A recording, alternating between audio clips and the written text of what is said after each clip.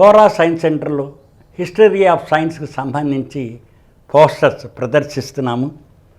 Early scientific inventions ఎలాగున్నాయి, discoveries వాటి గురించి తెలియజెప్పడానికని చెప్పి ఇక్కడ పోస్టర్స్ ప్రదర్శించడం జరుగుతోంది. ఈ పోస్టర్స్లో ఈరోజు మనం తెలుసుకున్నది యాస్ట్రో ల్యాబ్స్ గురించి. ఇవి ఈజిప్షియన్స్ డెవలప్ చేశారు యాస్ట్రో ల్యాబ్. దీనిలో మీరు చూసినట్లయితే మనకి ఒక ఇప్పుడు రోజుల్లో సాక్సెంట్ అని ఉపయోగిస్తున్నాం, సూర్యుడి యొక్క పొజిషన్ ఎలాగ ఉందని.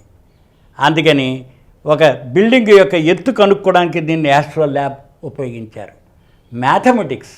మ్యాథమెటికల్గా మనకి తెలుసుకోవడానికని చెప్పి, టైం తెలుసుకోవడానికని, పూర్వం రోజుల్లో ఎర్లీ రోజులు టైం చేయాలంటే సూర్యుడు తూర్పును ఉదయించి పడమర అస్తమిస్తున్నాడు.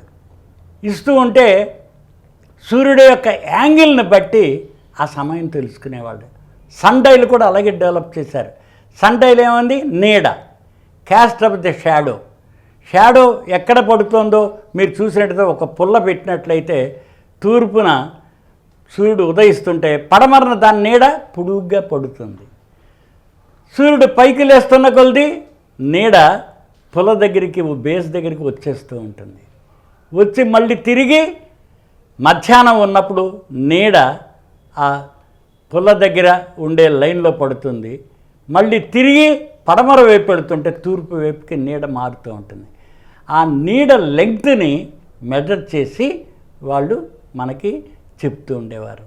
అలాగే యాస్ట్రో ల్యాబ్ అన్నది కూడా సూర్యుడి యొక్క పొజిషన్ని ఆకాశంలో గుర్తుపట్టి సమయం తెలుసుకోవడానికి వీలుగా ఉంటుంది. అంతేకాకుండా దీని ద్వారా ఏమిటి అంటే ఏదైనా వస్తువుల యొక్క హైట్ తెలుసుకోవడానికి, దాంతో ఎక్కడున్నాం భూమి మీద లాటిట్యూడ్, అక్షాంశాలు రేఖాంశాలు అంటున్నాం మనం, రేఖాంశాలు ఎక్కడున్నాయో తెలుసుకోవడానికి అని చెప్పి మనకి తెలుసుకోవడానికి వీలుగా ఉంటుంది. దీనివల్ల లాభం ఏమిటి అంటే దీన్ని లేటర్ స్టేజ్లో బాగా అడ్వాన్స్డ్గా డెవలప్ చేశారు. కానీ కాన్సెప్ట్ డెవలప్ అవ్వడం మాత్రం ఈజిప్ట్లో డెవలప్ అయింది. దీనిలో ఎక్కువగా ఇప్పుడు రోజుల్లో మనం ట్రిగ్నామెట్రీ ఉపయోగిస్తున్నాం. మ్యాథమెటిక్స్ బాగా డెవలప్ చేశారు. దీనిలో చేస్తున్నప్పుడు ఈ విషయాలు డిస్టెన్స్లు తెలుసుకోవడానికి, దాని హైట్ తెలుసుకోవడానికి, సమయం తెలుసుకోవడానికి, దాని తర్వాత మనకి ఇది క్యాలెండర్లు నిర్మించడానికి, సీజన్స్ తెలుసుకోవడానికి, వీటిలన్నిటికీ వాళ్ళ మెజర్మెంట్స్ అన్నీ రికార్డ్ చేశారు.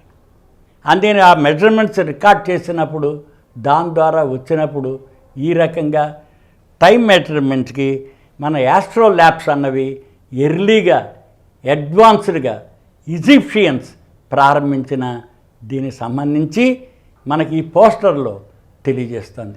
అంతే ఎర్లీ పీపుల్ ఎంత కుతూహలంగా విషయాలు తెలుసుకోవడానికి, ఎంత విపులంగా తెలుసుకోవడానికి, మ్యాథమెటికల్గా డెవలప్ చేయడానికి కావలసిన అవకాశాలు, దాని యొక్క ఇంపార్టెన్స్, టైం యొక్క ఇంపార్టెన్స్, ఇవన్నీ తెలుసుకోవడానికి వాళ్ళు అప్పుడు వాళ్ళ పనిముట్లుగా తయారు చేశారు వాటిని.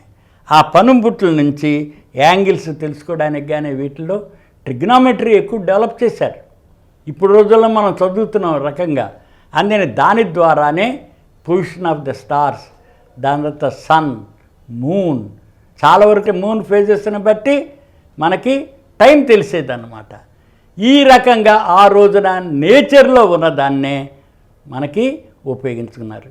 ఈరోజు మనం టెక్నాలజీ డెవలప్ చేసి మిషన్స్ ద్వారా తయారు చేయగలుగుతున్నాం. అన్ని మిషన్స్ ద్వారా మిగతావన్నీ ఇప్పుడు జీపీఎస్ సిస్టమ్ ఆ రకంగానే వచ్చింది. ఇవన్నీ న్యాచురల్ ఫెనామినాలో జరిగే భాగాలుగా మనం గుర్తించాలి. దానిలో ఉండే వాటిని తీసుకొని మనం సైంటిఫిక్ ఇన్స్ట్రుమెంట్స్గా డెవలప్ చేయవలసిన అవసరం ఉంది. రెండోది టైం యొక్క ప్రాధాన్యత విపరీతంగా ఉంది కాబట్టి ఎర్లీ పీపుల్ సుమారుగా 2-3 వేల సంవత్సరాల క్రితమే దాని గురించి గుర్తించారు.